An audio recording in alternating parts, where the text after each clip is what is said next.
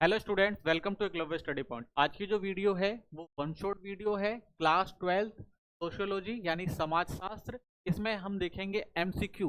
जो भी आपके मिड टर्म एग्जाम के सिलेबस में आ रहे हैं, एमसीक्यू आ सकते हैं चैप्टर वाइज, वो सारे हम इसमें डिस्कस करेंगे। मिड टर्म एग्जाम के जो मोस्ट इंपॉर्टेंट क्वेश्चन है, शॉर्ट और लॉन्ग, उसको हम पहले ही कंप्लीट करा चुके हैं। आप प्लेलिस्ट में जाकर ये वीडियो देख सकते हैं। इंस्टाग्राम पे फॉलो कर ले हमें, यूजर आईडी है एकलव्य स्टडी पॉइंट। जो भी आपके क्वेश्चन है आप हमसे यहाँ पर पूछ सकते हैं। वेबसाइट जरूर विजिट करें जो एकलव्य स्टडी पॉइंट .com नाम से है। यहाँ पे आपको हर सब्जेक्ट के chapter wise notes, MCQ, short question, long question, ये सारे प्रोवाइड करा दिए जाएंगे। और आप यहाँ से पीडीएफ नोट्स भी जो है वो डाउनलोड कर सकते हैं। ठीक है, चलिए फर्स्ट चैप्टर देखते हैं। पहला जो इसमें इंपॉर्टेंट एमसीक्यू बनता है आपका, वो है जनसांख्यिकी शब्द की उत्पत्ति डैश भाषा से हुई है। तो जनसांख्यिकी शब्द कहां से आया है? तो देखिए, जनसांख्यिकी शब्द जो है वो दो शब्दों से मिलकर बना है। अगर देखा जाए, एक है आपका डेमो, ठीक है, और दूसरा होता है आपका ग्राफी। ठीक है, तो डेमोग्राफी और ये जो दोनों शब्द हैं वो कहां से आए थे? यूनान से आए थे। जिनका मतलब होता है, डेमो का मतलब होता है लोग और ग्राफी का मतलब होता है वर्णन, यानी लोगों का वर्णन। और ये दोनों शब्द कहां से निकल कर आए? आपके यूनान से। ठीक है, तो इसका आंसर हो जाएगा आपका यूनान। नेक्स्ट क्वेश्चन है, 15 से 49 वर्ष की आयु वर्ग की 1000 स्त्रियों पर एक वर्ष में पैदा हुए जीवित बच्चों की संख्या को क्या कहते हैं? यानी कितने बच्चे पैदा हो रहे हैं? ठीक है, किनके द्वारा? 15 से 49 वर्ष की आयु की जो 1000 स्त्रियां हैं उनके द्वारा। तो उन्हें कौन सी दर कहा जाता है? तो उन्हें कहा जाता है प्रजनन दर। ठीक है, आंसर हो जाएगा आपका प्रजनन दर। नेक्स्ट क्वेश्चन है, जबरन नसबंदी कब और किसकी सरकार के काल में की गई थी? तो देखिए, जबरन नसबंदी का जो टाइम पीरियड था वो अगर आप देखेंगे, जब भारत में आपातकाल लगा था 1975 से 1970। ठीक है, तो तब ऐसी नीति जो है सरकार ने बनाई थी कि वहां पर लोगों की जो जबरन नसबंदी कर दी जाती थी। ठीक है, चाहे उनकी इच्छा हो या ना हो। ठीक है, तो ये आपातकाल का टाइम था और उस टाइम आप देखेंगे कांग्रेस की सरकार हुआ करती थी। जनसांख्यिकी शब्द का प्रयोग सबसे पहले किसने किया था? तो देखिए, जनसांख्यिकी जो शब्द है उसको सबसे पहले परिभाषित किया था मॉलथस ने। ठीक है, तो इसका आंसर ए हो जाएगा, मॉलथस। नेक्स्ट क्वेश्चन है, भारत में जनगणना किस वर्ष से शुरू हुई है? तो भारत में जनगणना की शुरुआत किसने करी थी? ब्रिटिश द्वारा। ठीक है, और 1881 में करी थी। ठीक है, 1881 में किस लिए करी थी उन्होंने?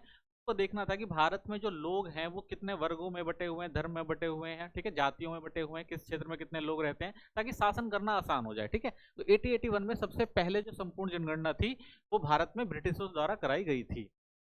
एक वर्ष में प्रति 1000 व्यक्तियों पर जीवित जन्मे बच्चों की संख्या क्या कहलाती है? ठीक है, तो 1000 व्यक्तियों पर अगर जीवित बच्चे बच जा रहे हैं तो उन्हें क्या कहा जाएगा भाई? जन्म दर कहा जाता है उन्हें। ठीक है, तो सी आंसर हो जाएगा आपका जन्म दर। नेक्स्ट क्वेश्चन आता है, राष्ट्रीय परिवार नियोजन कार्यक्रम का नया नाम क्या रखा गया है इस टाइम? ठीक है, तो पहले से क्या कहते थे? राष्ट्रीय परिवार नियोजन कार्यक्रम, लेकिन इसका नाम बदलकर क्या कर दिया गया है? राष्ट्रीय परिवार कल्याण कार्यक्रम। ठीक है, तो ये इसका नया नाम है इस टाइम। भारत पहला देश है जिसने डैश में अपनी जनसंख्या नीति की घोषणा करी थी। तो भारत ने भाई सबसे पहले ये कहा था कि भाई हमारी जो जनसंख्या है उसके प्रति हमें कुछ नीतियां बनानी है ताकि हमारा जो विकास अच्छे से हो। जब भारत की पहली सरकार बनी थी उसी समय यह निर्णय लिया गया था कि भारत में जो है एक जनसंख्या नीति बनाई जाएगी। तो 1952 का वो टाइम पीरियड था। जनसांख्यिकी के दो प्रकार कौन से हैं? तो देखिए, जनसांख्यिकी जो है वो दो प्रकार से पढ़ी जाती है। एक आपकी आकारिक होती है, दूसरी आपकी सामाजिक होती है। आकारिक में क्या होता है कि भाई जनसंख्या कितनी है, ठीक है, और कहाँ कहाँ जनसंख्या है, वो सारी जो आप आकारिक जनसंख्या में पढ़ते हैं। वहीं जब हम सामाजिक जनसांख्यिकी की बात करते हैं तो इसके अंदर आपका समाज आ जाता है। ठीक है, रीति रिवाज हो गए, संस्कृति हो गई, धर्म हो गया, ठीक है, और व्यवसाय हो गया। तो ये सारी चीजें आप सामाजिक जो है जनसांख्यिकी के अंदर पढ़ते हैं। ठीक है, तो जनसांख्यिकी के दो प्रकार हैं, एक आकारीय, यहाँ पे जनसंख्या के आकार को पढ़ा जाता है, देखा जाता है, और यहाँ पर जो है सामाजिक जो भी चीजें आती हैं, आर्थिक तौर सामाजिक तौर पर आप व्यवसाय कह सकते हैं, धर्म कह सकते हैं, संस्कृति कह सकते हैं। तो इन सब चीजों का अध्ययन आप यहाँ पर देखते हैं। नेक्स्ट क्वेश्चन है, भारत में जनगणना का प्रयास सबसे पहले किसने किया था? तो हमने देखा ही था भाई, बताया ही था, 1881 में सबसे पहले अंग्रेजों ने ही शुरुआत करी थी भारत में जनगणना करने की। जनसंख्या विज्ञान की 3 बुनियादी चरण सिद्धांतों में किसका उल्लेख है? ठीक है, तो हम बात कर रहे हैं जनसंख्या विज्ञान के, जब हम 3 बुनियादी चरण की बात करते हैं किसका उल्लेख मिलता है? तो यहाँ पर आप देखेंगे जनसांख्यिकी संक्रमण का सिद्धांत आपको देखने को मिलता है। तो जनसांख्यिकी संक्रमण जो था वो 3 अवस्था में हुआ था। ठीक है, इसमें आप देखेंगे जन्म दर, ठीक है, और मृत्यु दर की बात कही गई थी। में क्या होता था आप देखेंगे, पहला जो आपका चरण आता है उसमें जन्म दर और मृत्यु दर जो है वो दोनों ऊपर रहती है, ठीक है। वहीं जब हम सेकंड चरण की बात करते हैं तो यहाँ पे आप देखेंगे भाई जो जन्म दर थी वो बढ़ जाती है और मृत्यु दर है वो घट जाती है, ठीक है। और जब तीसरा चरण आता है तो कब क्या होता है, तो इसमें आप देखेंगे जन्म दर और मृत्यु दर दोनों जो है वो कम हो जाती है, ठीक है। तो इसे क्या कहा गया था, जनसंख्या संक्रमण का सिद्धांत था, जो टोटल 3 चरणों में चला था। नेक्स्ट क्वेश्चन है, भारत आज विश्व में डैश सबसे बड़ा जनसंख्या वाला देश है, ठीक है। तो देखिए इस टाइम की अगर हम बात करें तो भारत की जो जनसंख्या है वो सबसे ज्यादा है आज के टाइम में, ठीक है। तो भारत की जनसंख्या सबसे ज्यादा आपको देखने को मिलेगी 1.46, ठीक है, अरब जो भारत की जनसंख्या है, ठीक है। दूसरे नंबर पर अगर आप देखेंगे 1.42 चीन की देखने को मिलेगी, ठीक है। पहले जो था वो चीन आ गया था, लेकिन आज के टाइम में अगर हम देखते हैं तो भारत जो है वो सबसे बड़ा जो है जनसंख्या वाला देश है, ठीक है। अगर 2011 के डेटा के अनुसार पूछा जाएगा अगर भारत में, तो आप कहेंगे उस समय जो था भारत का दूसरा स्थान था, लेकिन अगर आज के डेटा के हिसाब से पूछा जाता है आज के समय के आधार पर, तो हम कह सकते हैं भारत का जो है जनसंख्या में पहला स्थान है। नेक्स्ट क्वेश्चन है, भारत में सबसे अधिक जनसंख्या वाला राज्य कौन सा है, तो आप देखेंगे भारत में सबसे अधिक जनसंख्या वाला राज्य जो आपको उत्तर प्रदेश देखने को मिलेगा। यहाँ पर लगभग 23 करोड़ के आसपास की जनसंख्या है, ठीक है। नेक्स्ट क्वेश्चन है, भारत में सबसे अधिक क्षेत्रफल वाला राज्य कौन सा है, तो भारत में जो सबसे ज्यादा क्षेत्रफल आपको देखने को मिलेगा वो राजस्थान का, ठीक है। तो राजस्थान का जो सबसे ज्यादा क्षेत्रफल है। नेक्स्ट क्वेश्चन है, भारत में सबसे कम क्षेत्रफल वाला राज्य कौन सा देखने को मिलेगा आपको, तो गोवा जो राज्य है उसका आपको सबसे कम क्षेत्रफल भारत में देखने को मिलता है, ठीक है। नेक्स्ट क्वेश्चन है, अभिकथन जनसंख्या का बढ़ना ही गरीबी और कुपोषण का कारण है, ठीक है। तो कह रहे भाई जनसंख्या बढ़ रही है, गरीबी और कुपोषण इसी वजह से बढ़ रहा है। इसका कारण क्या दे रहा है अभिकथन का, कि जनसंख्या ज्यामितीय अनुपात से बढ़ती है और खाद्य सामग्री जो है वो गणितीय अनुपात से बढ़ती है, ठीक है। तो देखिए जो अभिकथन कहा जा रहा है कि जनसंख्या का बढ़ना ही गरीबी और कुपोषण का कारण है, ये तो हम कह सकते हैं भाई गलत है, क्योंकि जनसंख्या के बढ़ने से गरीबी कुपोषण नहीं बढ़ता। अगर जनसंख्या बढ़ रही है और जनसंख्या के साथ संसाधन भी अगर बढ़ा दिए जाएंगे तब जो है गरीबी की समस्या रहेगी ही नहीं, ठीक है। क्यों, क्योंकि अगर जितनी जनसंख्या बढ़ रही है उतने आप संसाधन बढ़ा दो तो गरीबी रहेगी ही नहीं। तो ये जो अभिकथन कहा जा रहा है ये गलत साबित होता है। वहीं जब ये बात हो रही है कि भाई जनसंख्या ज्यामिति के अनुपात से बढ़ती है, यानी जनसंख्या जो बढ़ती है वो कैसे बढ़ती है, 2 हो गया, उसके बाद 4 होगी, 8 होगी, 16 होगी, 32, तो इस तरह से अगर आप देखेंगे जो जनसंख्या बढ़ती है। तो जब हम खाद्य सामग्री की बात करते हैं तो खाद्य सामग्री जो बढ़ती है आपकी 2 बढ़ेगी, 6 बढ़ेगी, 8 बढ़ेगी, 10 बढ़ेगी, तो इस तरह से बढ़ती है, ठीक है। तो इसका मतलब कह सकते हैं भाई ये चीज तो सही है, लेकिन ये वाली चीज जो है वो गलत है। तो इसका आंसर जो होगा आपका डी हो जाएगा। ए जो है असत्य है लेकिन आर जो है वो सही है, ठीक है ना। तो ये सही बात कह रहे हैं।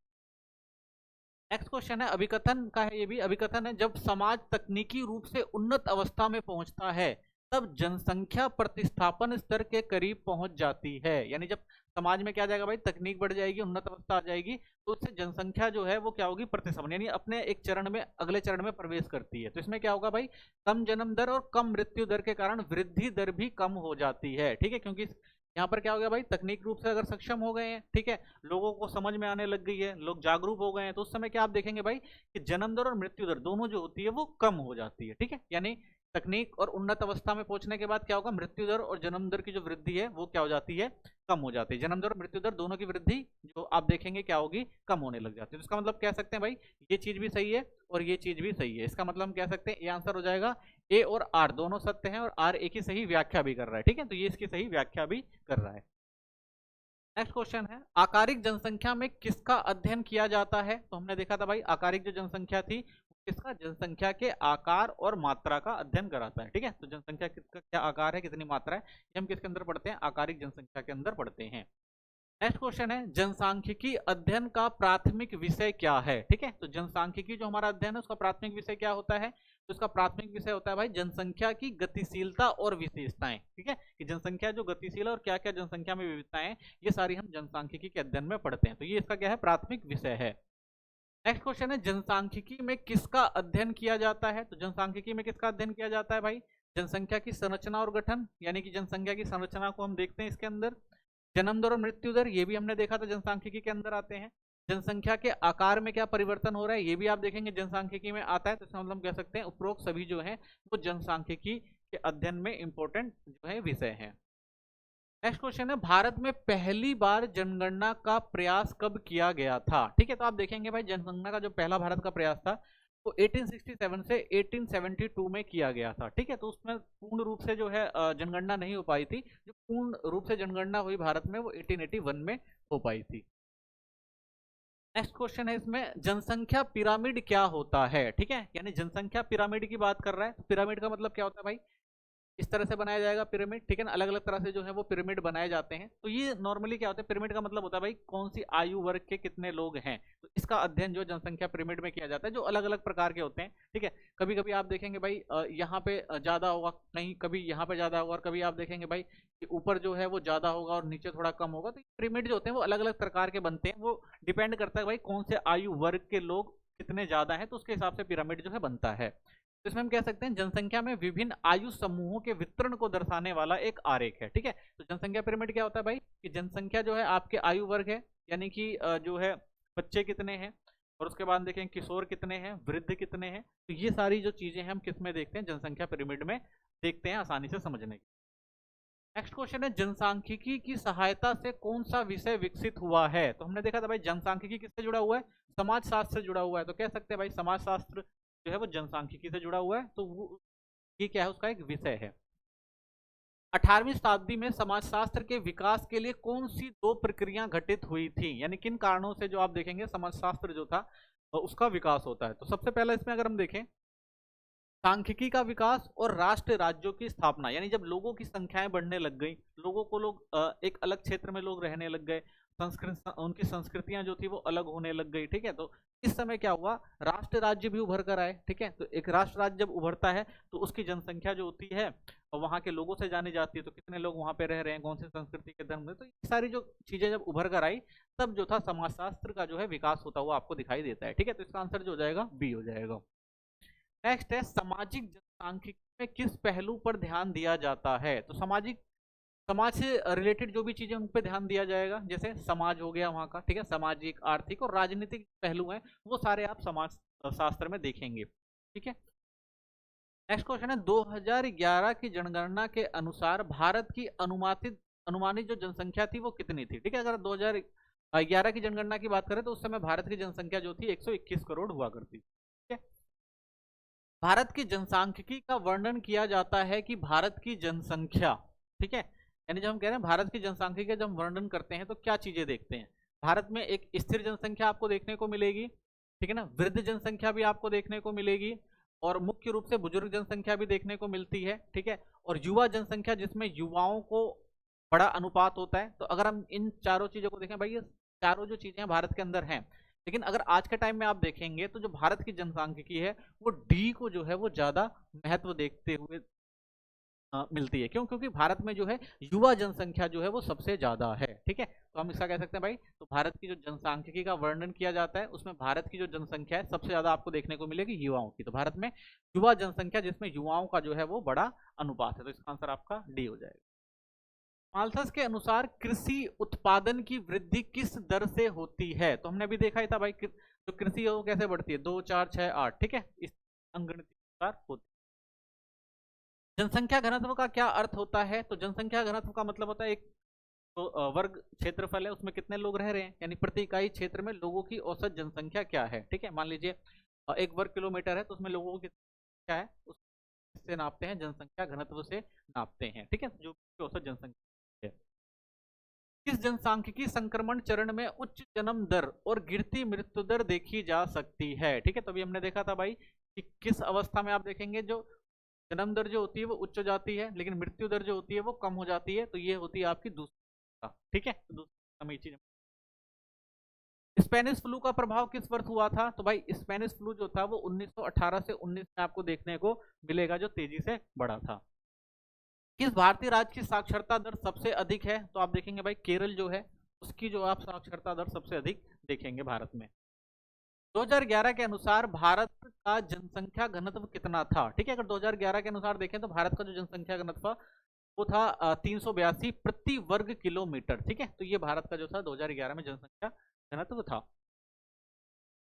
नेक्स्ट आता है, भारत में ग्रामीण क्षेत्रों से शहरी क्षेत्रों में लोगों के पलायन की मुख्य वजह क्या है। किस वजह से लोग जो है वो ग्रामीण से शहरी क्षेत्रों की तरफ जाते हैं। भाई जहां पर अच्छे संसाधन मिलेंगे, अच्छी आर्थिक व्यवस्था मिलेगी, वहीं पे लोग जाना पसंद करेंगे। तो कह सकते हैं भाई आर्थिक अवसर और बेहतर जीवन स्थितियां जहां अच्छी होती है, लोग वहां क्या करते हैं, पलायन करते हैं। तो भारत में ऐसा ही हो रहा है भाई, ग्रामीण क्षेत्र में वो सारी सुविधाएं नहीं मिल रही है, तो लोग क्या कर रहे हैं, आर्थिक रूप से संपन्न होने के लिए शहरों की तरफ जा रहे हैं। 1951 से 2011 तक भारत में कितनी बार जनगणना की गई है? तो अब तक भारत में 2011 तक 7 जो है वो जनगणनाएं हो चुकी, ठीक है। नेक्स्ट आता है, जनसंख्या वृद्धि दर को नियंत्रित करने के लिए कौन से उपाय किए जा सकते हैं? तो जनसंख्या नियंत्रित कैसे किया जा सकता है भाई? शिक्षा और अगर जागरूकता फैला दें, ठीक है, तभी भी लोग समझदार हो जाएंगे, तो जनसंख्या वृद्धि को रोका जा सकता है। स्वास्थ्य सेवाओं में सुधार कर दिया जाए, ठीक है। परिवार नियोजन जो कार्यक्रम है वो लागू कर दिए जाए, ठीक है। तो इसका मतलब कह सकते हैं भाई, अगर तीनों चीजें यानी उपरोक्त सभी, इसका आंसर हो जाएगा कि अगर हम क्या करते हैं भाई, ये तीनों चीजें कर दें तो हम जनसंख्या वृद्धि दर को क्या कर सकते हैं, नियंत्रित कर सकते हैं। तो इसका आंसर जो होगा आपका क्या हो जाएगा, वो डी हो जाएगा, ठीक है। नेक्स्ट चैप्टर देखते हैं। पहला क्वेश्चन इसका है, जाति शब्द की उत्पत्ति किस भाषा से हुई है? ठीक है, तो जाति शब्द की अगर आप उत्पत्ति देखेंगे वो पुर्तगाली कास्टा से हुई है, ठीक है। तो पुर्तगाली शब्द जो है जाति शब्द हुआ है, ठीक है। नेक्स्ट क्वेश्चन देखते हैं, वर्ण व्यवस्था में कितनी श्रेणियां थी? ठीक है, तो वर्ण व्यवस्था आप देखेंगे भारत में 4 हुआ करती थी ना, ब्राह्मण, क्षत्रिय, वैश्य और शूद्र, ठीक है। तो ये 4 वर्ण आपको देखने। जाति व्यवस्था का कौन सा सिद्धांत प्रत्येक जाति के समाज में विशिष्ट स्थान को दर्शाता है? ठीक है, क्या कह रहे हैं भाई, जाति व्यवस्था को कौन सा सिद्धांत प्रति जाति के समाज में विशिष्ट स्थान को दर्शाता है?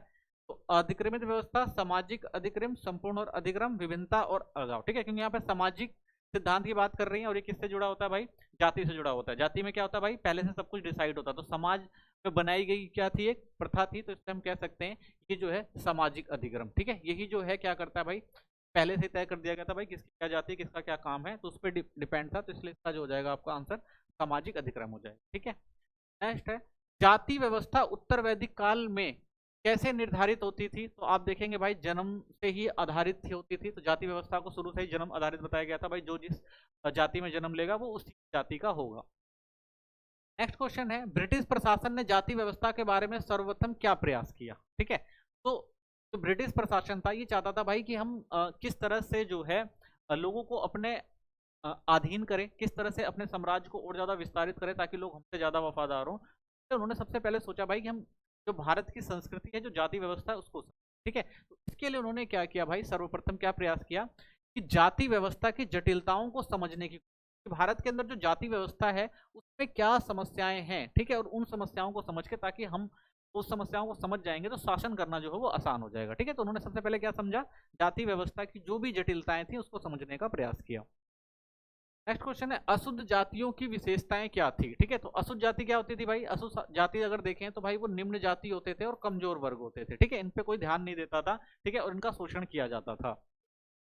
नेक्स्ट क्वेश्चन है, जाति व्यवस्था में अधिक्रमित व्यवस्था का आधार क्या है? ठीक है, तो अगर आप देखेंगे कि अधिक्रमित व्यवस्था यानी ये तो पहले से बना दी गई थी। अधिक्रमित व्यवस्था थी कि भाई कि आधिकारिक तौर पर इसको मान्यता दी गई थी किसमें, जो हमारे धर्मशास्त्र है, धर्मसूत्र, धार्मिक आधार पर ही इनको क्या कर दिया गया था भाई, आधार पर इसको तय कर दिया गया था, ठीक है। तो हमारे धर्मशास्त्रों में और जो भी हमारे धार्मिक ग्रंथों सब में जो जाति व्यवस्था को लिख दिया गया था और मान्यता दे दी गई थी भाई ये चीज यहाँ पर चलेगी, ठीक है। तो इससे कह सकते हैं ये धार्मिक आधार पर ये सारी चीजें जो चल रही थी, जाति व्यवस्था वगैरह। जाति व्यवस्था के नियमों में किस बात का उल्लेख है? तो देखिए अगर हम जाति व्यवस्था के नियमों की बात करें, खाने और खाने बांटने के नियम, जातियों की अधिक्रमिक स्थिति, व्यवसाय अपनाने के नियम, उपरोक्त सभी। तो कह सकते हैं भाई उपरोक्त सभी, यानी ये सारी चीजें थी भाई, तय होता था भाई कि कौन किससे खान पीन का संबंध रखेगा, ठीक है ना। और जातियों का अधिक्रम स्थिति तय थी कि भाई आपको यही काम करना, आप इससे आगे नहीं जा सकते। व्यवसाय अपनाने के नियम थे भाई, जो जिस जाति में जन्म ले रहा है उसको वही व्यवसाय करना पड़ेगा, ठीक है। तो ये सारी चीजें इसके अंदर आती हैं।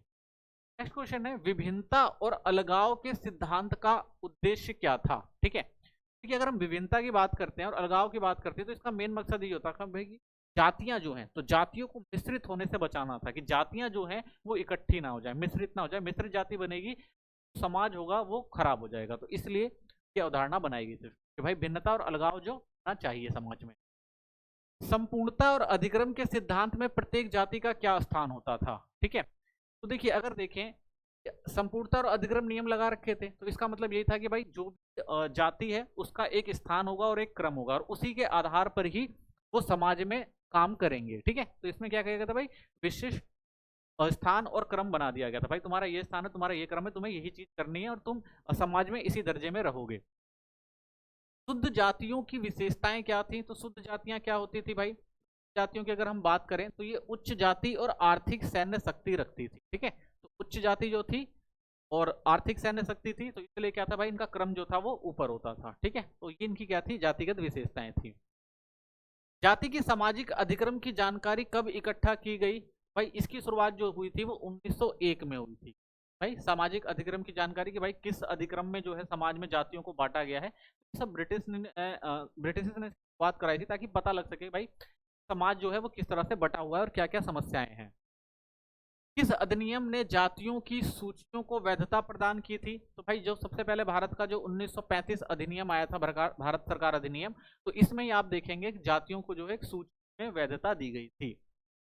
ब्रिटिशों ने भारत में समाज की संरचनाओं को समझने के लिए क्या किया? तो जब ब्रिटिश भारत में आए तो उन्होंने सबसे पहले क्या किया भाई, कि जो भारत के अंदर जो जातिगत संरचना है या जो समाज है उसको हम कैसे समझे। उनका सबसे एक अच्छा उदाहरण उनको ये लगा कि भाई पहले हम क्या कर लेते हैं, जनगणना करवा लेते हैं। जब हम जनगणना करवाएंगे तो उसमें हम इन सारी चीजों को समझ पाएंगे कि भाई किस तरह से भारत में जो है वो जाति विभाजन है, वर्ग विभाजन है, क्रम विभाजन है, ये सब चीजें हमें अच्छे से समझ में आ जाएंगी अगर जनगणना कर लेते हैं। ठीक है, तो उन्होंने क्या किया, सबसे पहले भाई जनगणना की शुरुआत की कि पहले गिना जाए कि भारत में जो है लोग रह रहे हैं वो किस स्थिति में रह रहे हैं, क्या काम करते हैं, क्या जातियां हैं और क्या वर्ग है। तो इस सब चीजों को समझने के लिए सबसे पहले ब्रिटिश ने क्या कराया, जनगणना की शुरुआत करी। ठीक है, तो भारत के समाज की संरचना को समझने के लिए ब्रिटिश ने क्या किया, सबसे पहले जनगणना करवाई।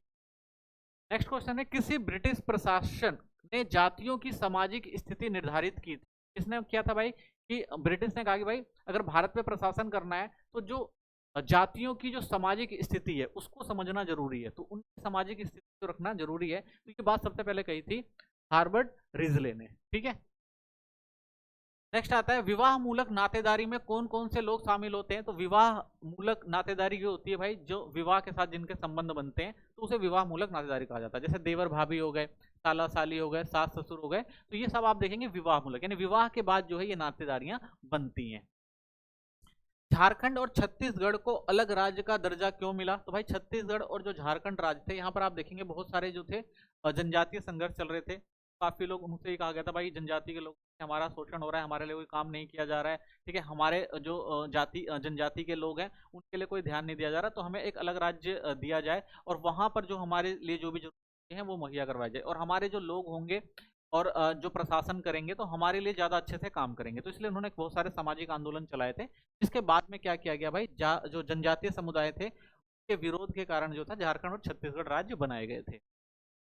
जनजातीय जनसंख्या का लगभग कितना प्रतिशत मध्य भारत में रहता है? तो आप देखेंगे भाई एक बड़ी आबादी जो है मध्य भारत में आपको देखने मिलेगी, यानी 85% जो जनसंख्या लगभग इस क्षेत्र में रहती है। प्रबल जाति से संबंधित कौन सा सही है? तो प्रबल जातियां जो हमारी होती हैं क्या होती हैं? तो अगर आप देखेंगे प्रबल जातियां वे जातियां हैं जिन्हें स्वतंत्रता के बाद भूमि सुधारों द्वारा भूमि के अधिकार मिले थे। तो प्रबल जातियां कौन सी थी भाई, कि जब भारत आजाद हुआ तो उस समय कुछ ऐसी जातियां जिनके पास क्या भाई आर्थिक रूप से जमीनें वगैरह जो थी वो ज्यादा थी, और धीरे धीरे क्या हो गया, उनका जो सामाजिक रुतबा था वो भी बढ़ने लग गया, तो वो क्या हो गई, प्रबल जातियां बनी। जनजातियों की कुल जनसंख्या भारत की समस्त जनसंख्या का कितना प्रतिशत है? तो अगर हम जनजातियों की बात करें और भारत की समस्त जनजाति की बात करें तो 8.2% आपको देखने को मिलेगा। नेक्स्ट क्वेश्चन है, संस्कृतिकरण और प्रबल जाति की अवधारणा किसके द्वारा की गई थी? तो किसने सबसे पहले भाई जो संस्कृतिकरण है और प्रबल जाति की अवधारणा दी थी, ये सबसे पहले दिया था MN श्रीनिवास ने। ठीक है, तो इन्होंने सबसे पहले सांस्कृतिकरण और प्रबल जाति की बात कही थी। प्रबल जाति के उदाहरण क्या हैं? तो आप देखेंगे जाट हो गया, यादव हो गया, पाटीदार हो गए, तो उपरोक्त तीनों, ये तीनों आप देखेंगे प्रबल जातियां थी। ठीक है, जो उभर कर आई थी, जिनके पास क्या थे भाई, जमीनें होती थी और सामाजिक रुतबा होता था, तो ये प्रबल जाति के रूप में अपने क्षेत्रों में उभर कर आई थी। किसने कहा जाति एक वंद वर्ग है? तो अगर हम कहें तो जाति एक वंद वर्ग की जो अवधारणा दी थी वो मजूमदार ने दी थी। नेक्स्ट क्वेश्चन है, वर्ण विभाजन में कौन शामिल नहीं थे? तो वर्ण विभाजन की अगर बात करते हैं तो किनको शामिल नहीं किया जाता था? जो जाति से बहिष्कृत होते थे यानी विदेशी होते थे उनको शामिल नहीं किया गया, दासों को भी शामिल नहीं किया जाता था, और युद्ध में अगर पराजित लोग आते थे उनको भी इसमें शामिल नहीं किया जाता। ठीक है, तो ये वर्ण विभाजन में शामिल नहीं थे, तो कह सकते हैं इसका आंसर हो जाएगा उपरोक्त सभी। ठीक है, तो ये इसका आंसर जो है वो सही है। अयन कली जो कि एक दलित एवं निम्न जाति के नेता थे, इनका जन्म किस राज्य में हुआ था? ठीक है, तो इनका जो जन्म हुआ था वो केरल राज्य में हुआ था। ठीक है, ये आपको याद रखना है। नेक्स्ट क्वेश्चन है, सत्य शोधक समाज की स्थापना किसने की थी? तो देखिए, सत्य शोधक जो समाज था उसकी स्थापना करी थी ज्योतिराव फुले ने। और इस समाज की स्थापना करने का मेन मकसद यही था भाई कि जो भी जाति के आधार पर भेदभाव है, ठीक है ना, धर्म के आधार पर भेदभाव है, या स्त्री और दलितों को शिक्षा नहीं दी जाती, इन सब चीजों के विरोध में उन्होंने जो है सत्यशोधक समाज की स्थापना करी थी फुले ने। ठीक है। नेक्स्ट क्वेश्चन है, निम्न में से कौन देश में बालिकाओं के लिए बने पहले विद्यालय की पहली प्रधान अध्यापिका बनी थी? ठीक है, तो सावित्रीबाई फुले। ठीक है, सावित्रीबाई फुले जो थी सबसे पहले जो था एक प्रधान अध्यापिका बनी थी, उन्होंने विद्यालय खोला था। ठीक है ना, पुणे में। आंसर हो जाएगा आपका सावित्रीबाई फुले। नेक्स्ट क्वेश्चन है, सबके लिए एक जाति एक धर्म एक ईश्वर का नारा किसने दिया था? ठीक है, तो ये जो नारा दिया था वो श्री नारायण गुरु ने दिया था। इन्होंने कहा था भाई एक जाति एक धर्म एक ईश्वर होना चाहिए। तो जो भी धार्मिक जो आडंबर चल रहे थे या जो एक दूसरे से भेदभाव जाति और धर्म के आधार पर चल रहा था, तो इन सबको इन्होंने खत्म करने की बात कही थी। भाई सब एक ही है। ठीक है। नेक्स्ट क्वेश्चन है, अभिकथन, जाति की अपनी विशेषताएं व रीति रिवाज होते हैं जिनकी दूसरी जातियों के साथ तुलना की जा सकती है। ठीक है, पहली चीज का है कि भाई जाति की जो होती है अपनी एक विशेषताएं होती है, हर जाति के अपने रीति रिवाज होते हैं। ठीक है, और दूसरी जातियों के साथ हम क्या कर सकते हैं, उनकी तुलना भी कर सकते हैं कि भाई आपकी ये संस्कृति, हमारी ये संस्कृति, हमारा ये खान पान है, आपका ये, आपका पहनावा ये, हमारा ये। ठीक है, तुलना की जा सकती है। जातियां एक दूसरे की पूरक समूह है, ना कि प्रतिस्पर्धात्मक समूह। तो कह सकते हैं भाई जातियां जो होती हैं वो एक दूसरे की पूरक होती है। तो ये तो हम कह सकते हैं भाई तुलना कर सकते हैं, और वो एक दूसरे की क्या होती है भाई, पूरक होती है। यानी एक जाति जो है वो दूसरे जाति से ही संबंधित होती है। पुराने समय में बस व्यवस्था बना दी गई थी, लेकिन ये दोनों क्या थी, एक दूसरे की पूरक ही तो हुआ करती थी। ठीक है, बस हाँ ये था कि भाई जो जिस वर्ण में रहता था उसने उस हिसाब के रीति रिवाज फॉलो किए, और जो जिसमें था उसने उस हिसाब से रीति रिवाज फॉलो किए। ठीक है, तो कह सकते हैं इसका आंसर आपका ए हो जाएगा। ए और आर दोनों सत्य हैं, और आर ए की जो है वो सही व्याख्या कर रहा है। ठीक है। नेक्स्ट क्वेश्चन, राष्ट्र का विकास, अभिकथन है ये भी, राष्ट्र का विकास जनजातियों की हानि की कीमत पर हुआ है। भाई कह रहे हैं कि राष्ट्र का जो विकास हुआ है वो जनजातियों की हानि पर हुआ है। बिल्कुल सही बात है ये, क्योंकि भाई जनजातियों को एक जगह से उजाड़ कर तभी तो वहाँ के जो संसाधन उनका इस्तेमाल करके राष्ट्र को आगे बढ़ाया गया, चाहे बांध बनाना हो, डैम बनाना हो गया, उनके खनिज संसाधन उनका इस्तेमाल करना हो गया। तो ये सब जहाँ पे भी थे तो वहाँ से जो भी जनजातियां रहती थी उनको वहाँ से विस्थापित तो किया गया था, यानी कह सकते हैं भाई उनकी हानि तो हुई थी।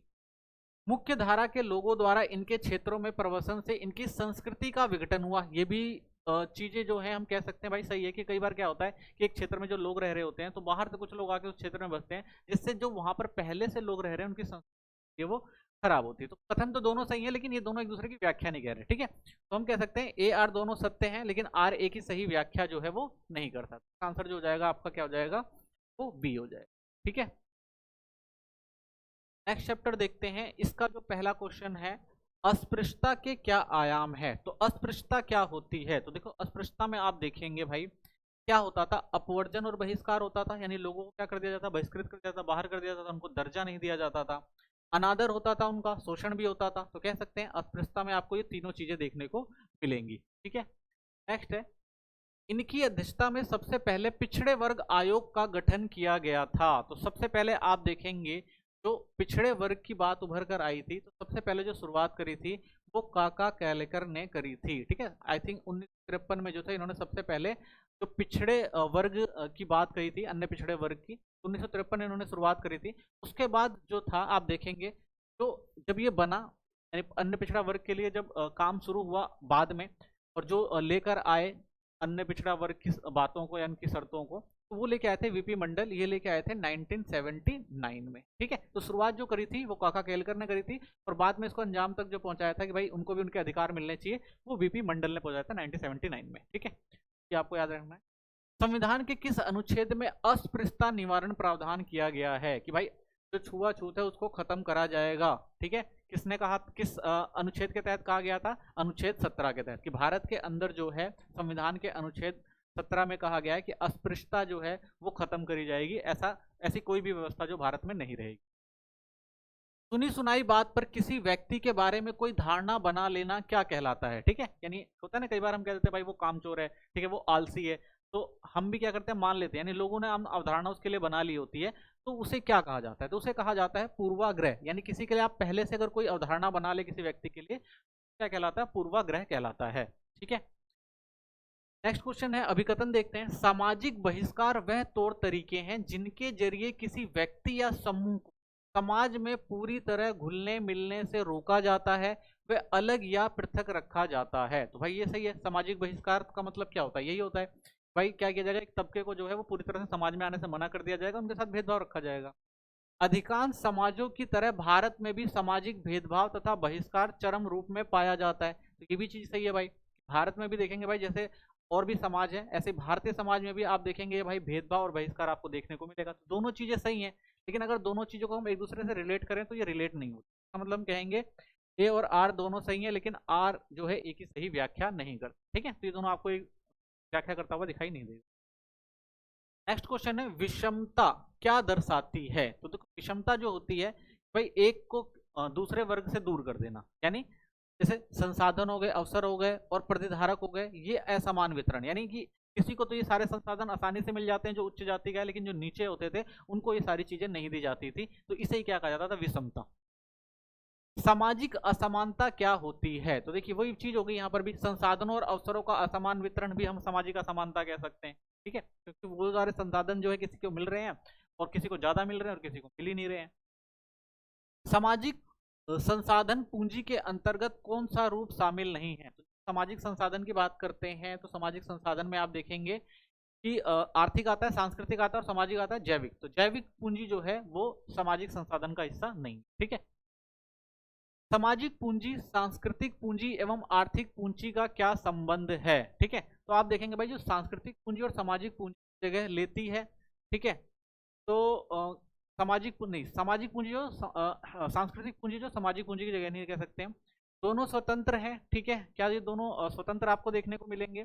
सामाजिक पूंजी सांस्कृतिक पूंजी की जगह लेती है। सामाजिक, पहले तो हमने देखा भाई, सांस्कृतिक पूंजी सामाजिक पूंजी की जगह लेती है, या सामाजिक पूंजी जो है वो सांस्कृतिक पूंजी की जगह लेती है। ठीक है, देखिए कोई किसी की जगह नहीं लेता, यानी अगर हम बात करें तो सामाजिक पूंजी और जो सांस्कृतिक पूंजी है ये दोनों अलग अलग चीजें। हाँ, लेकिन ये कह सकते हैं कि ये एक दूसरे को जो है वो प्रभावित करती है। यानी आपके अगर आपकी संस्कृति जो समाज में अच्छा बिहेव कर रही है, ठीक है, तो वो क्या बनती है? एक समाज का हिस्सा होती है। ठीक है, तो ये दोनों क्या होते हैं? एक दूसरे से प्रभावित होते हैं। ये नहीं कह सकते भाई ये दोनों एक दूसरे की जगह लेते हैं या एक दूसरे के खिलाफ है। ठीक है, सामाजिक स्तरीकरण की क्या विशेषताएं होती हैं? तो सामाजिक स्तरीकरण का मतलब क्या हो गया? सीधा भेदभाव ही होता है अगर स्तरीकरण कहा जाए तो। इसमें क्या होता है? केवल उच्च जातियों के लिए लागू होती है। तो अगर हम सामाजिक स्तरीकरण की बात करेंगे भाई, तो इसमें आप देखेंगे जो सबसे ऊपर होंगे आपको क्या कौन देखने को मिलेंगे? उच्च जातियों के लोग देखने को मिलेंगे। ठीक है, केवल उच्च जातियों के लिए लागू होती है कि भाई समाज में जो है उनका स्तर जो है वो ऊंचा है। ठीक है, जाति व्यवस्था का आधार क्या होता है? तो जाति व्यवस्था का आधार आप देखेंगे तो भाई ज्यादातर आप देखेंगे पवित्रता और अपवित्रता के आधार पर जो है जाति व्यवस्था की गई थी। भाई जो ऊपर के वर्ग हैं, ऊपर के 3 वर्ग हैं, वो अच्छा काम कर रहे हैं तो इसका मतलब क्या है? वो शुद्ध है। और जो नीचे वाले हैं, यानी जो निचला काम कर रहे हैं, ठीक है, और जो निम्न काम कर रहे हैं, निम्न दर्जे का काम कर रहे हैं, वो क्या है भाई? वो पवित्र नहीं है। ठीक है, वो अगर हमें हाथ लगाएंगे तो हम भी क्या होंगे? अपवित्र हो जाएंगे। तो इस पर डिपेंड करती है पवित्रता और अपवित्रता के आधार पर। जाति व्यवस्था में अछूत किसे कहा जाता था? तो भाई अछूत जो थे वो लोग होते थे, उन लोगों को जिन्हें जाति व्यवस्था में शामिल नहीं किया जाता था। ठीक है, तो वो जाति व्यवस्था में ही शामिल नहीं थे, उनको बहिष्कृत कहा जाता था। भाई वो अछूत हैं, वो समाज में अगर होंगे तो हमारा समाज भी जो होगा दूषित हो जाएगा, तो इसलिए उनको क्या कहा जाता था? अछूत कहा जाता था, उनको समाज से बिल्कुल अलग रखा जाता था। ठीक है, जाति व्यवस्था में अस्पृश्यता का क्या प्रभाव है? तो अस्पृश्यता का मतलब होता है भाई भेदभाव और शोषण। ठीक है, इनके तो हमेशा क्या किया गया? अस्पृश्य है, यानी अगर हम ये हमारे पास आएंगे तो हम भी क्या हो जाएंगे? अपवित्र हो जाएंगे। तो इनके साथ हमेशा भेदभाव और इनका शोषण किया गया। ठीक है, निम्न दर्जे के काम कराए गए और कभी भी इनको समाज से जुड़ने नहीं दिया गया। कराची अधिवेशन में स्त्रियों के कौन से मूल अधिकार घोषणा में शामिल किए गए थे? देखिए जब कराची अधिवेशन हुआ था उसमें ये बात रखी गई थी कि भाई स्वतंत्रता के बाद सबको समान अधिकार दिए जाएंगे। ठीक है, जिसके अंदर समानता का अधिकार था, मताधिकार अधिकार का प्रयोग था, या प्रतिनिधित्व और सार्वजनिक पद धारण करने का अधिकार। तो ये सारे जो अधिकार थे सभी को जो है जो हमारा कराची अधिवेशन हुआ था तो स्त्रियों को भी ये सारे अधिकार देने की बात उस समय कही गई थी। ठीक है, मंडल आयोग की रिपोर्ट को लागू करने का निर्णय कब लिया गया? ठीक है, तो मंडल आयोग जो बनाया गया था, भाई अन्य पिछड़ा वर्ग को क्या दिया जाएगा? आरक्षण दिया जाएगा। तो वो 1990 में जो था वो रिपोर्ट जो थी वो लागू की गई थी और निर्णय लिया गया था। आदिवासी संघर्ष का एक प्रमुख कारण क्या था? ठीक है, तो देखो आदिवासी जो है इसलिए संघर्ष कर रहे थे उस टाइम में। अगर आप देखें तो क्या हुआ था कि जो उनका शोषण होता था, उनकी जमीन थी, उन जमीनों से उनको बेदखल कर दिया जाता था। और ब्रिटिश ने खास तौर पे ये प्रयास किया, क्योंकि जब उनके पास जमीनें कम पड़ गई, उतना ज़्यादा उत्पादन नहीं हो रहा था, तो उन्होंने जो भी ये जंगल के इलाके थे उनको कटवाकर वहां पर उनके साधनों का दोहन किया एक तो, प्लस में वहाँ खेती करने का प्रयास किया, जिससे उनको क्या किया गया, वहां से विस्थापित किया गया। ठीक है, तो कह सकते हैं भाई औपनिवेशिक शोषण जो था आदिवासियों के संघर्ष का एक प्रमुख कारण था उस टाइम में। ठीक है, दलित शब्द किस अर्थ में प्रयोग होता है? तो देखिए, संपन्न लोगों का प्रतिनिधित्व, पैरों से कुचला हुआ और उत्पीड़न के संदर्भ में। ठीक है, दलित तो कहा ही जाता था भाई, दलित शब्द जो था वो निकला ही किससे था कि पैरों से कुचले हुए और उत्पीड़न के संदर्भ में। ठीक है, तो दलित का मतलब क्या होता है भाई, पैरों से कुचला हुआ, तो इसका आंसर आपका क्या हो जाएगा, बी हो जाएगा। ठीक है, नेक्स्ट है मंदबुद्धि शब्द को किस शब्द से बदलना उचित होगा? तो भाई मंदबुद्धि का मतलब क्या होता है भाई, जिसका जो सोचने समझने की जो क्षमता हो वो कम हो, यानी वो क्या हो भाई, मानसिक रूप से जो है वो चुनौतीग्रस्त हो। ठीक है, मानसिक रूप से अगर वो कमजोर है तो हम कह सकते हैं वो मंदबुद्धि। आदिवासी अधिकारों की रक्षा के लिए कौन सी नीति महत्वपूर्ण है? ठीक है, तो आदिवासियों की जो अधिकार है उनके लिए क्या क्या चीज किए जा सकते हैं?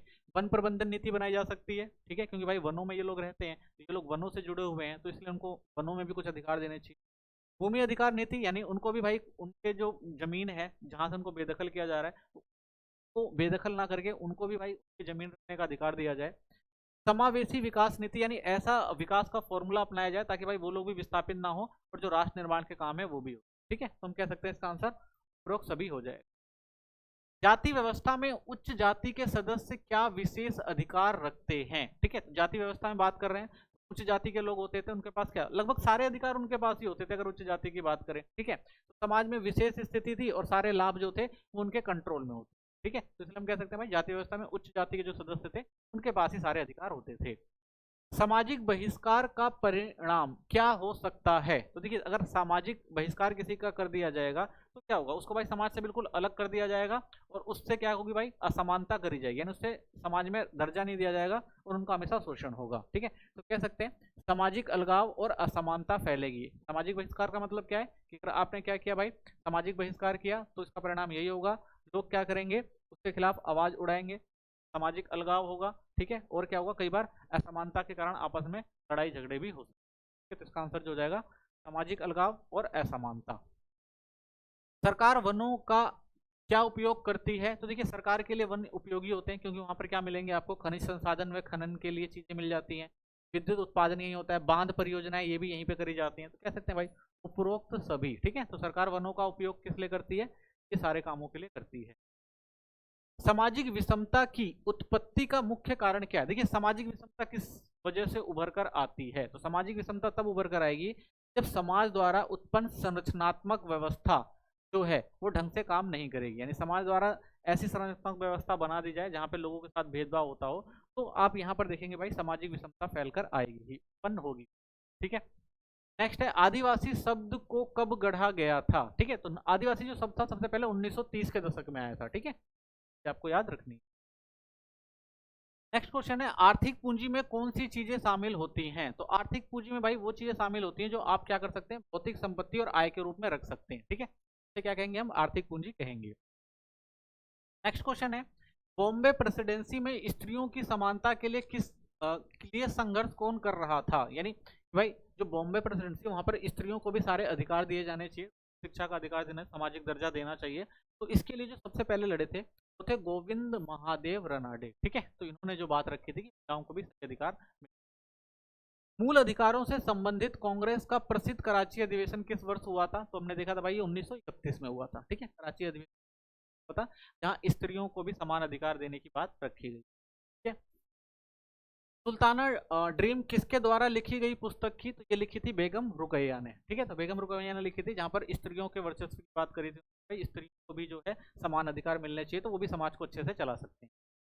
जातीय और लैंगिक अत्याचारों के विरुद्ध संघर्ष में किस सामाजिक सुधारक ने नेतृत्व किया था? ठीक है, तो जातीय और लैंगिक को देखेंगे आप तो ज्योतिबा जो फुले थे उन्होंने जो था सबसे पहले इसके लिए प्रयास करना शुरू किया। ठीक है, नेक्स्ट क्वेश्चन है जातीय और लैंगिक अत्याचारों के विरुद्ध। ठीक है, नेक्स्ट चैप्टर देखते हैं, चैप्टर नंबर 4। भारत में कुल कितनी भिन्न भिन्न भाषाएं और बोलियां बोली जाती हैं? तो आप भारत में देखेंगे 1632 जो है वो अलग अलग जो है भाषाएं और बोलियां हैं। भारत के संविधान की कौन सी सूची में 22 भाषाओं को स्थान दिया गया था? तो भारत में जो है जो भाषाओं को जो है संविधान में जो दर्जा दिया गया वो किस सूची के तहत दिया गया था? तो जो हमारी 8वीं अनुसूची के तहत 22 भाषाओं को जो है वो संविधान में दर्जा दिया गया था। ठीक है। सामुदायिक पहचान किस पर आधारित होती है? तो देखिए सामुदायिक पहचान की अगर आप बात करें, प्राचीन समय से चली आ रही थी, जन्म तथा अपनापन पर होती थी। ठीक है, यानी जन्म आधारित ही ज्यादातर जो आप देखेंगे सामाजिक पहचान सबको मिलेगी। राष्ट्र राज्य की विशेषताएं क्या होती हैं? तो देखिए राष्ट्र क्या होता है? जहां पर लोग रह रहे हो और एक भू क्षेत्र हो। इसका मतलब एक निश्चित क्षेत्र पर संप्रभु शक्ति और नागरिकों की पहचान जहां पर मिलती हो, यानी लोग रह रहे हो, उनकी अपनी एक संप्रभु शक्ति हो, नागरिकों को वहां की पहचान दी जाए, तो क्या बनता है? राष्ट्र राज्य बनता है। मद्रास राज्य का पुनर्गठन किसके आधार इनके आधार पर किया गया था? तो देखिए भारत में जितने भी राज्यों का पुनर्गठन किया गया है वो सब भाषा के आधार पर किए गए हैं। ठीक है, और सबसे पहला जो राज्य था वो मद्रास था। भारतीय संविधान का अनुच्छेद 29 किससे संबंधित है? तो देखिए भारत जो अनुच्छेद 29 है वो हमारे यहाँ अगर देखा जाए तो संस्कृति और शैक्षणिक अधिकार जो किए गए हैं संबंधित है। ठीक है, भारत में जो है सांस्कृतिक और शैक्षणिक का अधिकार जो है सबको है, ये अनुच्छेद 29 में लिखा गया है। अनुच्छेद 30 का मुख्य प्रावधान क्या है? तो अनुच्छेद जब आप 30 देखेंगे तो उसमें आपको अल्पसंख्यक दिखाई देंगे। ठीक है, तो अल्पसंख्यकों को शिक्षा, संस्थागत स्थापित और संचालित करने का अधिकार है कि भाई कोई भी जो अल्पसंख्यक है वो अपने हिसाब से अपनी शिक्षा और अपने जो भी धर्म है उन सब चीजों को क्या कर सकते हैं? प्रचार कर सकते हैं। ठीक, संविधान के दायरे में रखते हुए 30 में दिया गया है अधिकार।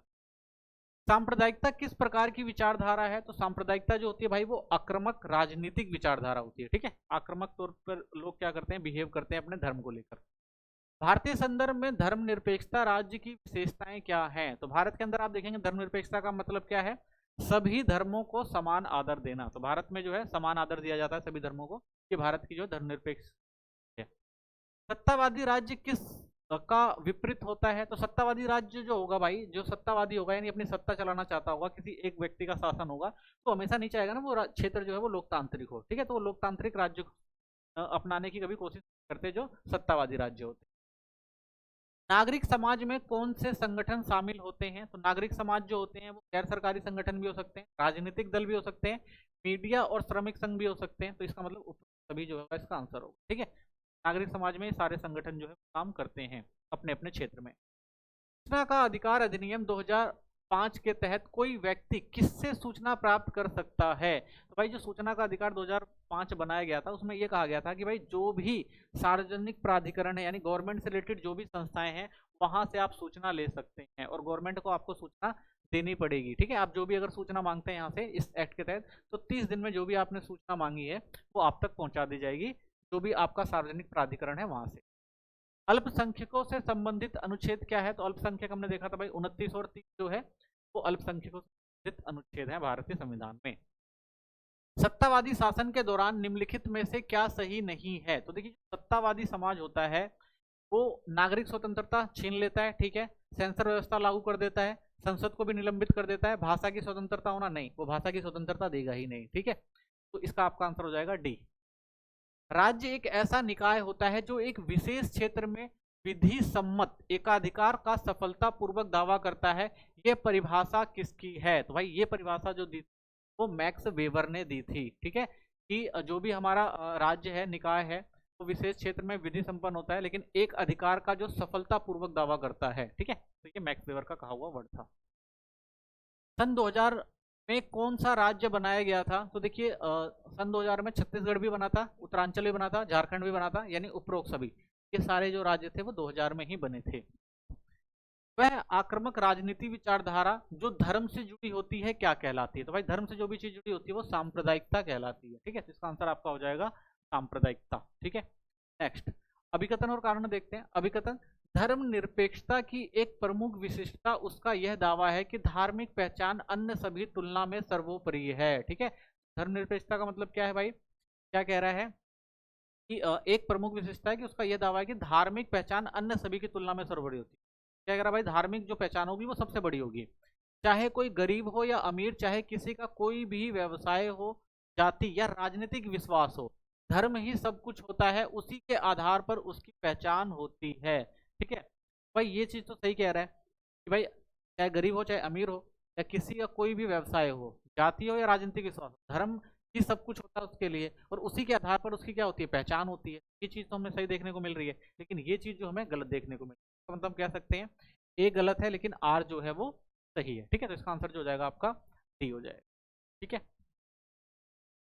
अब सेकंड बुक देखते हैं। सेकंड बुक का फर्स्ट जो चैप्टर है, पहला क्वेश्चन इसके अंदर एमसीक्यू बनता है आपका, संरचनात्मक परिवर्तन क्या होता है। ठीक है, संरचनात्मक परिवर्तन का मतलब संरचना में परिवर्तन लाना, यानी समाज की संस्थाओं के नियमों में परिवर्तन लाना। जो भी समाज में नियम चल रहे हैं उसमें परिवर्तन लाना जो क्या कहलाता है, संरचनात्मक परिवर्तन कहलाता है।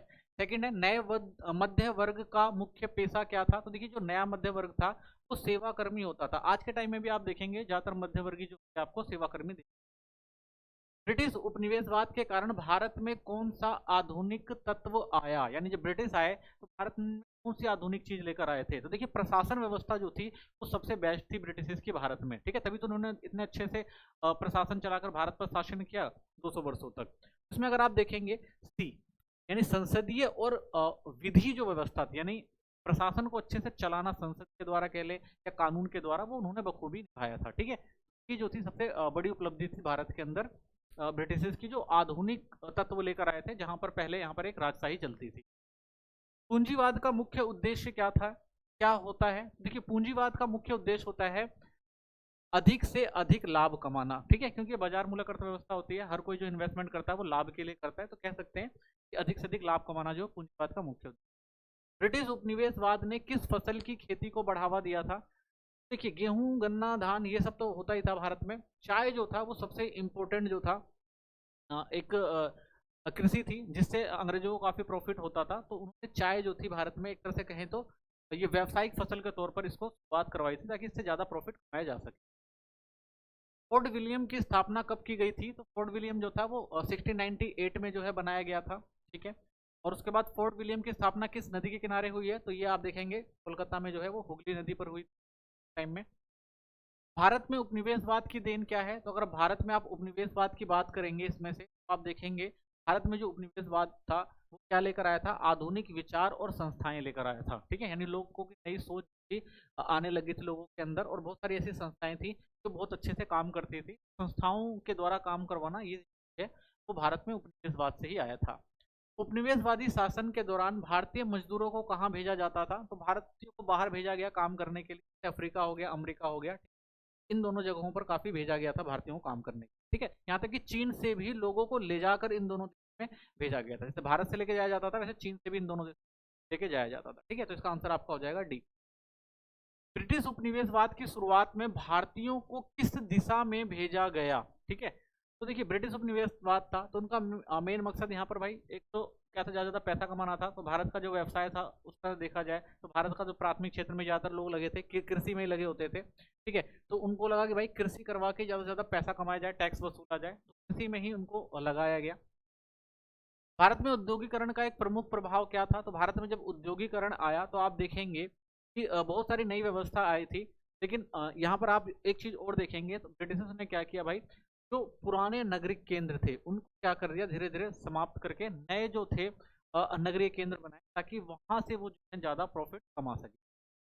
औद्योगिकरण और नगरीकरण को किस प्रकार से देखा जा सकता है। ठीक है, देखिए, औद्योगिकरण और नगरीकरण की बात करें, एक साथ होने वाली प्रक्रियाएं हैं। यानी जहां पर आप देखेंगे औद्योगिकरण बढ़ेगा, वहां पे आपको नगरीकरण होता हुआ भी साफ साफ दिखाई देगा।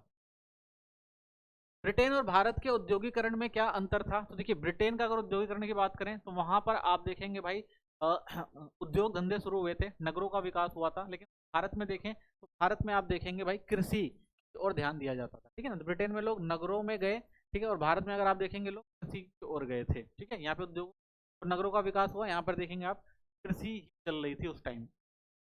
भारत के औद्योगिक नगरों का एक उदाहरण क्या है। तो भारत में औद्योगिक नगर आप देखेंगे, बंबई की जो शुरुआत थी ब्रिटिश ने करवाई थी। यहाँ पर नगरों में सबसे पहले बंबई को जो काफी विकसित किया था। ब्रिटिश उपनिवेशवाद ने भारतीय शिक्षा पद्धति को क्या अ, उद्देश्य रखा, यानी जो ब्रिटिश उपनिवेशवाद था वो भारतीय शिक्षा पद्धति को यहाँ पर क्यों जो था वो लाना चाहता था।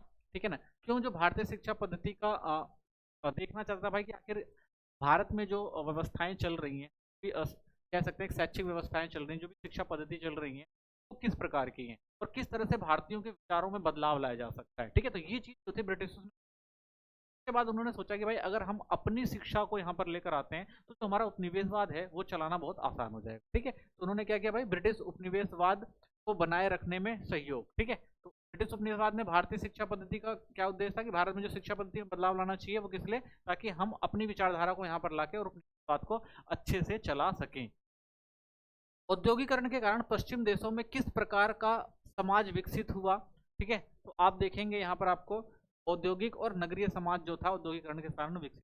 ज्यादातर आप देखेंगे भाई जो औद्योगिकरण हुआ था वो किसकी वजह से हुआ था, तो नगरों के। कोलकाता की स्थापना किसने की थी, कोलकाता की स्थापना जो थी वो जॉब चॉर्नोक ने की थी। ठीक है, तो ये आपको याद रखना है। भारत में औद्योगिक केंद्रों के लिए किन किन नगरों को माना जाता है, तो भारत में देखिए, भारत में जो औद्योगिक केंद्र बनाए गए थे तो बहुत सोच समझ के ब्रिटिश ने बनाए थे, और ज्यादातर वो ऐसे क्षेत्र थे जहां से वो आराम से व्यापार कर सके। ठीक है, उसमें आता है आपका बम्बई, कोलकाता और मद्रास। ठीक है, तो ये जो था इंपॉर्टेंट। स्वतंत्र भारत में किस प्रकार के नगरों का विकास प्रमुख रूप से हुआ था, तो आप देखेंगे भाई स्वतंत्रता के टाइम ज्यादातर आप देखेंगे औद्योगिक और व्यापारिक नगर जो थे वो ज्यादा विकसित थे। स्वतंत्र भारत में औद्योगिकरण के लिए कौन सा दृष्टिकोण अपनाया गया था, तो स्वतंत्र भारत में आप देखेंगे जब भारत को ये लगा भाई कि भारत के अंदर औद्योगिकरण होना चाहिए, के अंदर भारत ने सबसे पहले भारी मशीनीकृत उद्योगों का विकास करने की पहल करेगी। भाई उद्योग लगा के विकास को जल्दी किया जा सकता है। ठीक है, स्वतंत्र भारत में औद्योगिकीकरण का प्राथमिक उद्देश्य क्या होता था, तो भाई औद्योगिकरण का उद्देश्य क्या था, भारत के अंदर आर्थिक स्थिति में क्या आए, सुधार आए और सामाजिक न्याय हो सके। तो स्वतंत्र भारत में औद्योगिकरण का भाई एक मतलब था ज्यादा से ज्यादा क्या किया जाएगा भाई, आर्थिक विकास किया जाएगा, संख्या काफी गरीब भारत की, सपोर्ट मिलेगा, जो भी मूलभूत सुविधाएं हैं इनसे हम उनको दिला पाएंगे। ठीक है, तो इसलिए आर्थिक स्थिति में सुधार करके सामाजिक न्याय करना था। सेकंड चैप्टर देखते हैं इसका। पहला क्वेश्चन है इसमें, उपनिवेशवाद, औद्योगिकरण और नगरीकरण ने भारतीय समाज में क्या स्थापित किया। ठीक है, तो आप देखेंगे इसने क्या किया, भारत में संरचनात्मक बदलाव लेकर आए। ठीक है, यानी नई व्यवस्थाएं लागू हुई, नए नियम आए, तो क्या हुआ आप देखेंगे संरचनात्मक बदलाव देखने को मिलता है। 19वीं शताब्दी में आधुनिकता के सामाजिक आंदोलन को किस प्रकार के विचारों ने प्रभावित किया। ठीक है, तो आधुनिकता ने किस तरह के विचार लेकर आए भाई, पश्चिमी शिक्षा। ठीक है ना, तो पश्चिमी शिक्षा ने बहुत सारे जो है भारत के सामाजिक आंदोलन थे उनको प्रभावित किया था, क्योंकि जब पश्चिमी शिक्षा लोगों को मिली तो लोग स्वतंत्रता, समानता, ये सारी चीजें लोग पश्चिम के विचार को से समझने लग गए कि भाई ये कितनी जरूरी है। ठीक है ना, और किस तरह से जो है एक देश के लिए सारी चीजें जरूरी है, एकता जरूरी है। ठीक है, अधिकार जरूरी है मानवों के, इसलिए पश्चिमी जो शिक्षा थी उसने जो है भारत में आधुनिकता को, उनके विचारों को जो ज्यादा प्रभावित किया। राजा राम मोहन राय ने किस प्रथा का विरोध किया और किस सिद्धांत की सहायता ली। ठीक है, तो उन्होंने भाई सती प्रथा का विरोध किया था और आधुनिक सिद्धांत और हिंदू जो शास्त्र थे तो पढ़ा और बताया लोगों को भाई कि ये सब चीजें जो गलत, सब चीजें नहीं होनी। ठीक है, गोविंद महादेव रनाडे ने विधवा विवाह के समर्थन में क्या किया, तो इन्होंने भाई जो नई पुस्तकें कुछ पुस्तकें लिखी ताकि लोगों तक विचारों को पहुंचाया जा सके। विधवा विवाह पर शोध किया कि भाई आखिर ये सारी चीजें कहाँ से आई। शास्त्रों की फिर से व्याख्या करी कि भाई ये सारी कुरीतियां जो थी हमारे शास्त्र में नहीं थी, ये बाद में सारी चीजें आई हैं। ये सारे काम जो करके उन्होंने विधवा विवाह समर्थन लोग कर रहे थे को खत्म करने का काम किया था। भाई विधवा का जो है विवाह किया जाना चाहिए दोबारा से, उसको भी अपनी जिंदगी का हक है। ऐसा नहीं भाई कम उम्र में अगर कोई विधवा हो जाए तो उसका विवाह नहीं किया जा सकता। ठीक है, तो पुरानी गलत एक प्रथा चली आ रही थी, इसको बदलने का काम किया उन्होंने। ब्रह्म समाज की स्थापना किस क्षेत्र में हुई थी, तो ब्रह्म समाज की जो आप स्थापना देखेंगे बंगाल क्षेत्र में हुई। अंजुमन ए खातिन ए इस्लाम की स्थापना कब हुई थी, ये आप देखेंगे 19। ज्योतिबा फुले ने कहा महिलाओं के लिए पहला विद्यालय खोला था, तो पहला विद्यालय पुणे में खोला गया था ज्योतिबा फुले के द्वारा। सांस्कृतिकरण शब्द डैश ने दिया था, तो सांस्कृतिकरण शब्द था वो जो दिया था वो मैसूर नरसिंह वास ने दिया था। ठीक है, तो M.N. श्रीनिवासन का दिया हुआ शब्द है सांस्कृतिकरण। सांस्कृतिकरण का क्या प्रभाव होता है, तो देखिए सांस्कृतिकरण से जीवन पद्धति में बदलाव आता है। ठीक है, तो लोग क्या करते हैं भाई, अपनी जो उनकी संस्कृति होती है उस संस्कृति को छोड़कर वो जो वर्चस्व वाली संस्कृति को अपनाने की कोशिश में क्या होता है, जीवन पद्धति में बदलाव आता है। सांस्कृतिकरण की आलोचना में कौन सा बिंदु सही नहीं है, ठीक है, असमानता को मान्यता देना, ठीक है, तो ये सही नहीं है, ठीक है, तो इसमें देखना हमें कौन सा सही नहीं है। असमानता को मान्यता देना, महिलाओं के अधिकारों का समर्थन करना, उच्च जाति की जीवन शैली का अनुकरण करना, दलित संस्कृति को पिछड़ा मानना, ठीक है, तो इसका बी आंसर हो जाएगा। महिलाओं के अधिकारों का समर्थन नहीं करते, बाकी ये तो तीन वो करते, ठीक है, इसका आंसर हो जाएगा। नेक्स्ट क्वेश्चन है, सती प्रथा पर विरोध करने वाले सुधारक का क्या नाम था? तो सती प्रथा के विरोध किसने किया था? तो राजा राम मोहन राय जो थे, इन्होंने जो सती प्रथा का विरोध किया था, ठीक है, बहुत अभियान चलाए थे, सामाजिक सुधार कर रहे थे और इस चीज को जो है रोकने का काम किया था उन्होंने। प्रिंटिंग प्रेस और टेलीग्राफ का क्या प्रभाव था? तो देखिए इसने क्या किया, संचार में सुधार किया, लोगों तक जो है वो विचार पहुंचाए जो पहले लोगों तक नहीं पहुंचे, ठीक है, और समाज सुधार किया बहुत ज्यादा इस प्रिंटिंग प्रेस और टेलीग्राम के माध्यम से। आर्य समाज की स्थापना किसने की थी? तो आर्य समाज की स्थापना स्वामी दयानंद सरस्वती द्वारा की। द सोर्स ऑफ नॉलेज पुस्तक किसने लिखी थी? पुस्तक जो लिखी थी वो कंदुकरी वीरेशलिंगम ने की थी। इनका मेन मकसद ये था भाई, ये दक्षिण में इनकी ये पुस्तक काफी फेमस थी। क्या करना चाहते थे भाई, जो भी सामाजिक कुरीतियां हैं और जो भी समाज में फैली बुराइयां हैं उन सब चीजों को इस बुक में रखा और जो भी भेदभाव थे उनको भुलाने की बात कही, तो काफी जो फेमस हुई थी दक्षिण में, दक्षिण भारत। किसने 1864 में मद्रास का दौरा किया था? तो 1864 में जो मद्रास का दौरा किया था वो केशव चंद्र सेन ने किया था। तो ये क्या था, धार्मिक सुधार से रिलेटेड या पुरानी परंपराएं ये सब चीजें आ रही थी, तो खुद में इन्होंने क्या किया था, दौरा किया था। वो जो भी पुरानी चीजें हैं उनको खत्म करके और जो भी कुरीतियां हैं या भेदभाव है, जाति भेदभाव है, धर्म के आधार पर भेदभाव, इन सब खत्म करने के बाद जो इन्होंने कही थी। महिला शिक्षा को न्यायच्युत ठहराने वाले विचारक कौन थे? तो महिला शिक्षा को भाई आधुनिक विचार, पारंपरिक विचार, तो बाद में देखेंगे आपके आधुनिक विचारधारा वाले और पारंपरिक जो विचारधारा वाले थे, हर किसी ने कहा भाई कि स्त्री शिक्षित होना जरूरी है, ठीक है। सांस्कृतिकरण के प्रभाव में शामिल नहीं होता है, तो सांस्कृतिकरण में किसको शामिल नहीं किया जाता? साहित्य शामिल होता है, संगीत होता है, ठीक है, कृषि, हाँ कृषि को शामिल नहीं किया जाता, जीवन पद्धति होती है, तो इसका आंसर आपका हो जाएगा सी, ठीक है। आधुनिकीकरण की विशेषताएं क्या हैं? ठीक है, तो आधुनिकीकरण की विशेषता क्या होती है? परिवार और जाति द्वारा निर्धारित व्यवहार नहीं, विज्ञान और उपयोगिता को महत्व देना, ठीक है, हाँ तो ये हो जाएगा। आधुनिकीकरण किससे आता है भाई? विज्ञान और उपयोगिता से आता है, तो इसको महत्व देना जरूरी है। पश्चिमीकरण के दौरान भारतीय संस्कृति में कौन सा तत्व शामिल नहीं था? तो पश्चिमीकरण की बात करें तो आधुनिक पोशाक जो थी ये शामिल करी गई थी, पश्चिमी कला और साहित्य भी आता था आपका, ठीक है, और पारंपरिक अगर खान पान की बात करें, हाँ ये शामिल नहीं किया जाता। आधुनिक जीवन पद्धति जो थी, ठीक है, तो इसका आंसर आपका बी हो, ठीक है। जाति के पंथ निरपेक्षीकरण के प्रभाव में कौन सा तथ्य शामिल नहीं है? ठीक है, तो अगर हम जाति के पंथ निरपेक्षीकरण की बात करें, जाति संगठनों का उद्भव, ठीक है, ये तो है ही नहीं पंथ निरपेक्ष। जाति व्यवस्था का राजनीतिक दबाव बढ़ना, ये भी नहीं आएगी, ठीक है, क्योंकि राजनीति संबंधित हो गई और जाति से संबंधित हो गई। जातिगत विभाजन में कमी, इसका भी कोई प्रभाव नहीं था, तो हम कह सकते हैं भाई ये कोई सा भी सही है, तो इसमें से कोई सा भी सही नहीं है, तो डी इसका जो आंसर है वो सही हो जाएगा, ठीक है। पंथ निरपेक्षता के प्रभाव से समाज में किसकी कमी आई है? तो देखिए पंथ निरपेक्ष जब से आया है, ऐसी चीज कल्पना की गई है, तो धार्मिक प्रभाव में वृद्धि नहीं देखते आप, धार्मिक संस्थाओं का प्रभाव बढ़ा, ये भी चीज गलत है, धार्मिक आस्थाओं की भूमिका में कमी, ये भी नहीं होता, जाति व्यवस्था का प्रभाव बढ़ा है, ठीक है, हाँ तो ये देख सकते हैं पंथ निरपेक्षता के प्रभाव से समाज में कमी जो आई थी वो जाति व्यवस्था, ठीक है, तो ये जो जाति व्यवस्था पहले क्यों, धर्म के आधार पर जो भेदभाव था और जो जाति व्यवस्था उससे ग्रसित थी, वो धीरे धीरे आपको यहाँ पे कम होती दिखाई देती है, ठीक है, तो इसका आंसर डी। पश्चिमीकरण द्वारा भारतीय समाज में किस तरह का परिवर्तन हुआ? ठीक है, तो पश्चिमीकरण से भारत में किस चीज में परिवर्तन आया था आप देखेंगे, तो पश्चिमी जीवन शैली और वस्त्रों का उपयोग जो था वो भारत में शुरू हो गया था, ठीक है, कह सकते हैं एक शुरुआत हुई थी भारत में। इसी के साथ हमारे एमसीक्यू खत्म होते हैं। चैनल को सब्सक्राइब करें, वीडियो कमेंट तो जरूर। धन्यवाद।